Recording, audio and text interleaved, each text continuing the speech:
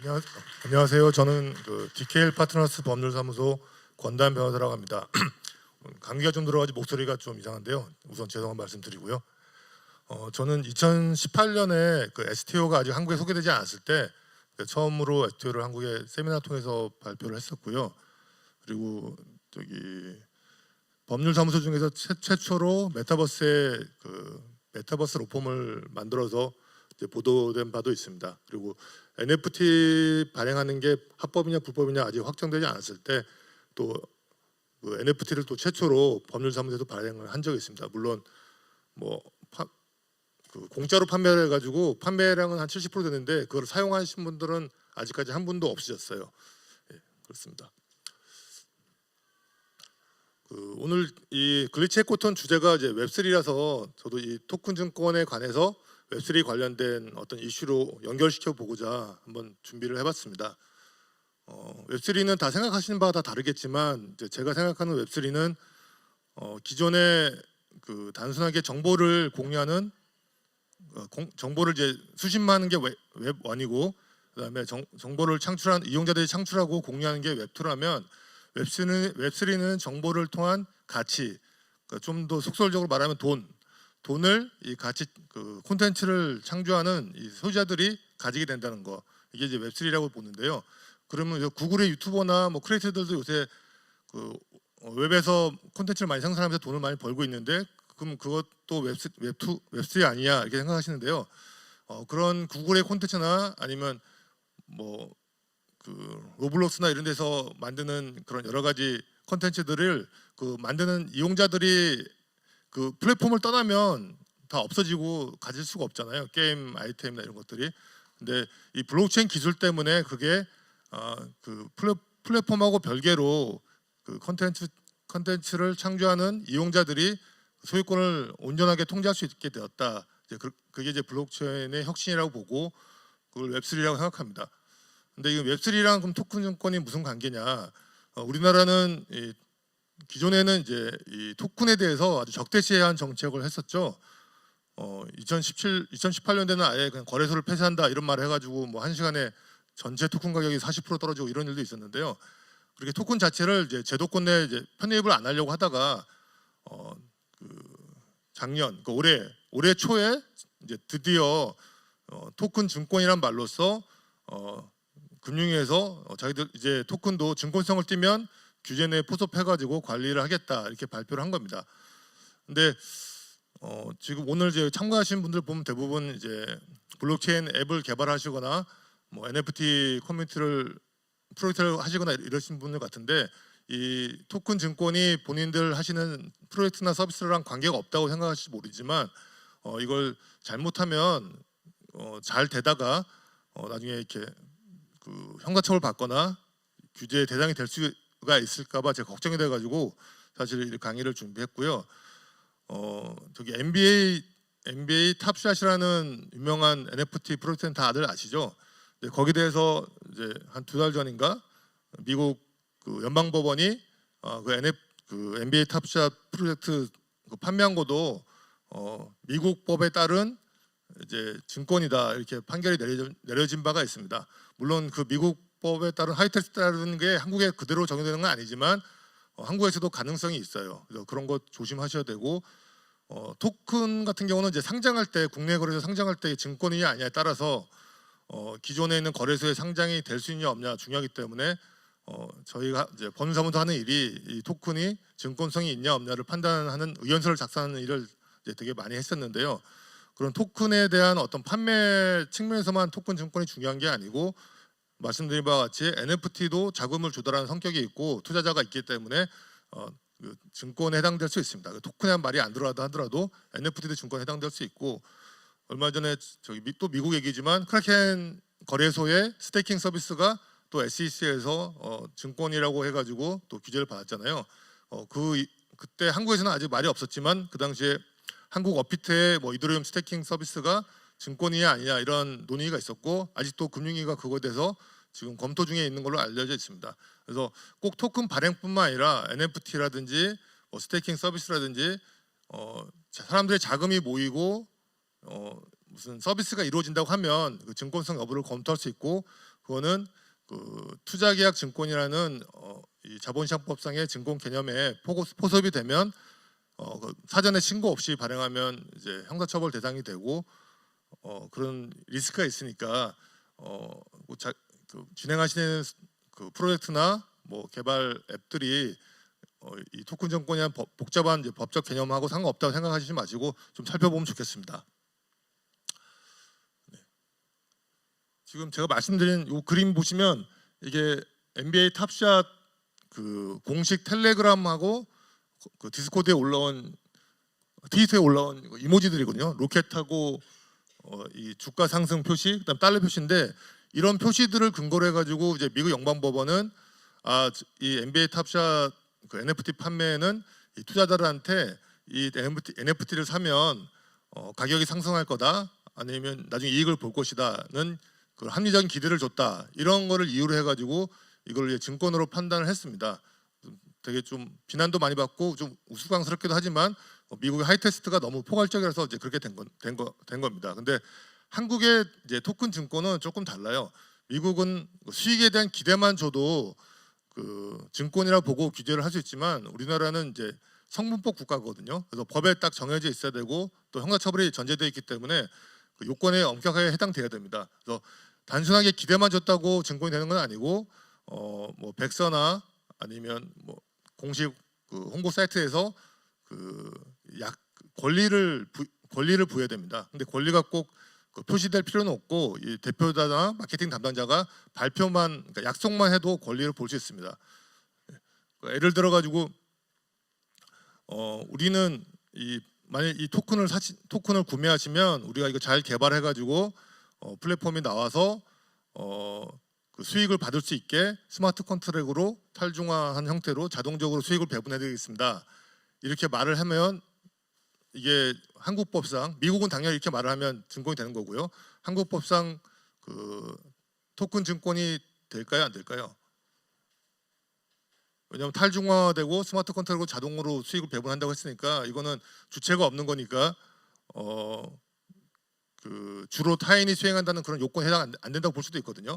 근데 이런 경우도 이제 금융위에서는 토큰 증권을 보겠다 이렇게 발표를 했습니다. 이 부분을 사람들이 잘 모르는데 그러니까 아직 개발이 다 완료되지 않은 상태에서 돈을 받아가지고 개발을 해서 스마트 컨트랙을 통해서 그 사업 수익 결과를 배분해줬다고 약속을 하면 그 약속 자체가 하나의 권리가 되는 겁니다. 그래서 이 프로젝트를 하실 때 그 표현이나 이 개발 단계, 자금 조달 시점 그런 거에 따라서 이제 본의 아니게 투자계약 증권이나 토큰 증권이 안 될 수도 있는데 그런 법적인 걸 잘 몰라가지고 토큰 증권에 해당되게 될 가능성이 있습니다. 그런 걸 좀 조심하셔야 됩니다. 그래서 미국하고 한국하고는 좀 다르다. 한국이 조금 더 엄격하지만 해당되면 또 처벌이 엄격하니까 조심하셔야 됩니다. 그러면 토큰 증권을 이걸 뭐 판단을 안 하면 어떤 문제가 있냐? 제가 말씀드렸지만 일단 진행하는 사업을 다 중단을 해야 됩니다. 만약 사전에 이제 신고를 하지 않고 뭐 NFT를 판매하거나, 그러니까 물론 증권에 해당되는 NFT를 판매하거나 토큰을 판매했을 경우에 그게 누군가의 이제 신고나 아니면 금융 당국이나 수사 당국이 이건 토큰 증권에 해당된다 이렇게 판단을 해버리면 그때부터 이제 판매 중지 명령을 내릴 수 있고요. 그 투자해서 모은 자금도 다 회수할 수 있습니다. 그리고 물론 현재 형사처벌 조항도 있고요. 형사처벌이 이제 징역형도 있고 5년 이하의 징역 또는 2억 원 이하의 벌금인데 이거는 뭐 모집한 자금의 규모나 어떤 행태, 방법 이런 거에 따라서 징역이 될 수도 있고 벌금이 될 수도 있습니다. 그리고 당연히 이제 상장돼 있다면 상장 폐지도 될 수 있고 여러 가지 문제가 생길 수 있습니다.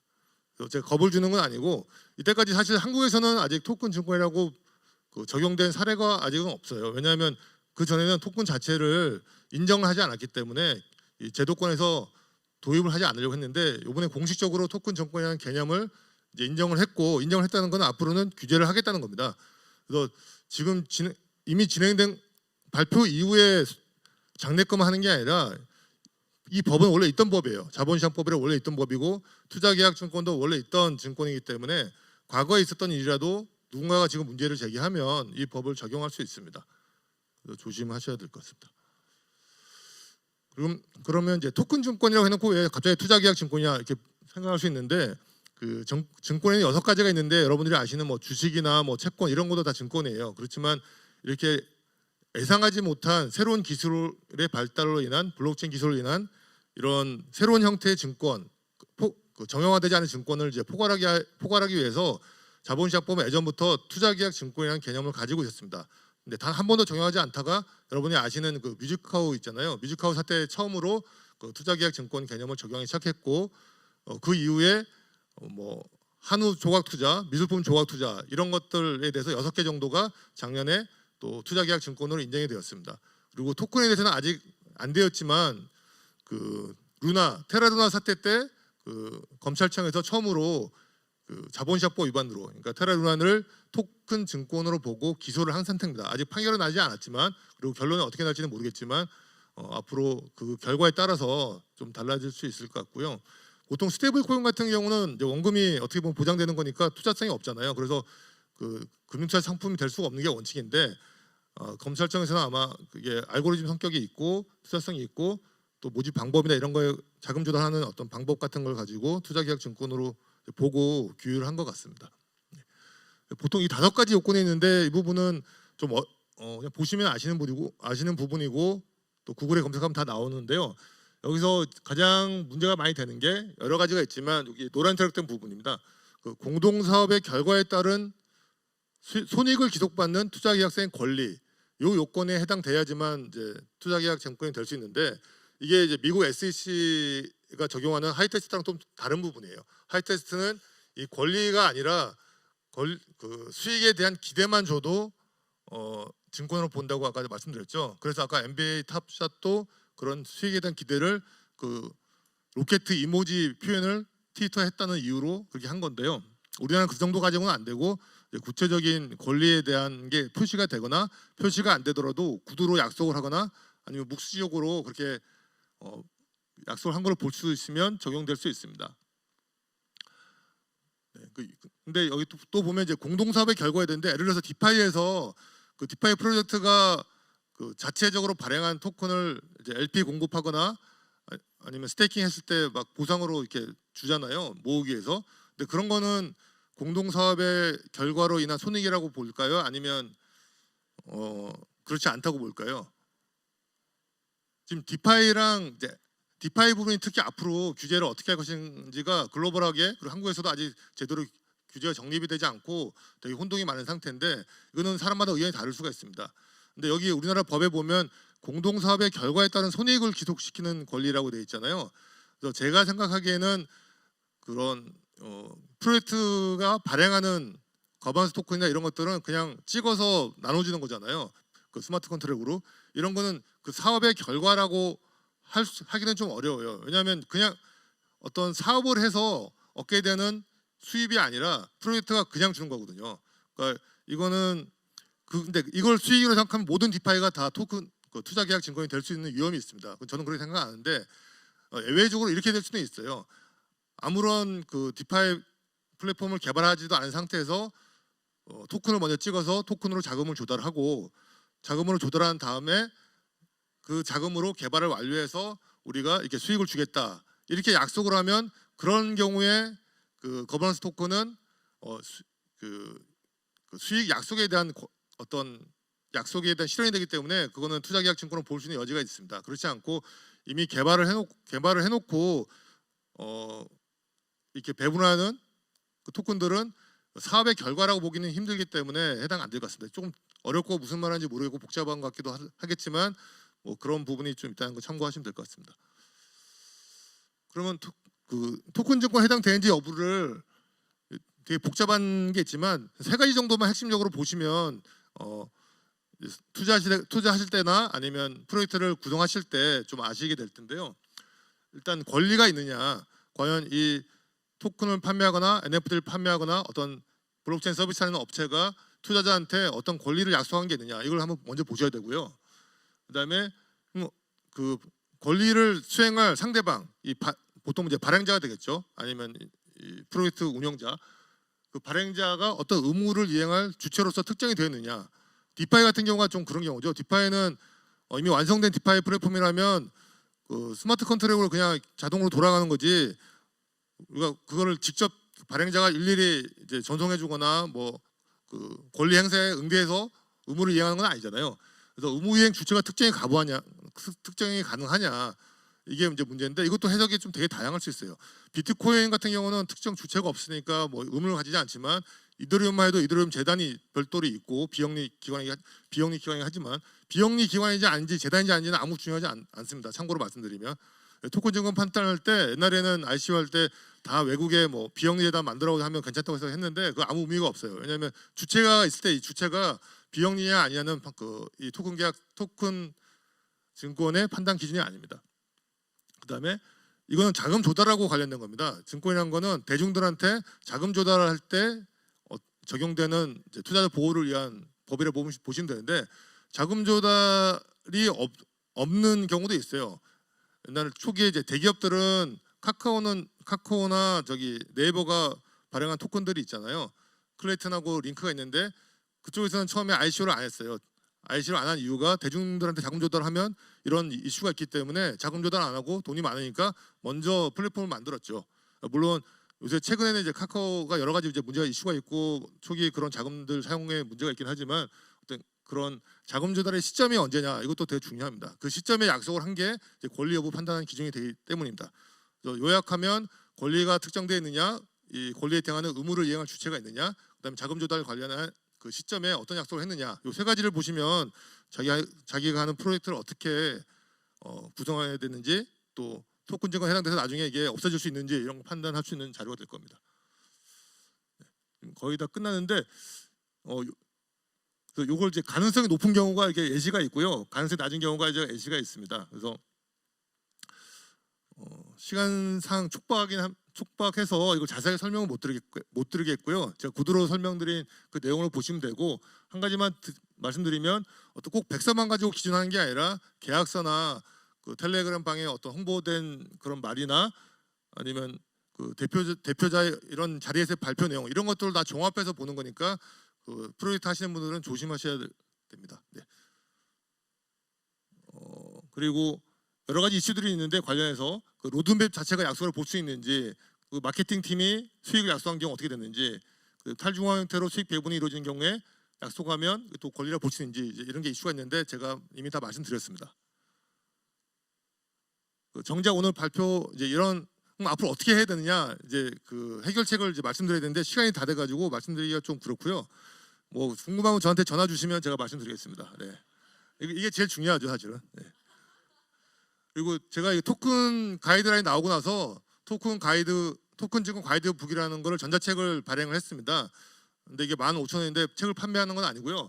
여기 보면 제 이메일이 있습니다. 이메일로 보내주시면서 글씨 했거든 참석자다 강의 들었다고 하시면 제가 책을 다 무료로 보내드릴 테니까 메일을 주시면 좋겠습니다. 네. 네. 다들 질 해커톤 하십시오. 반갑습니다. 네.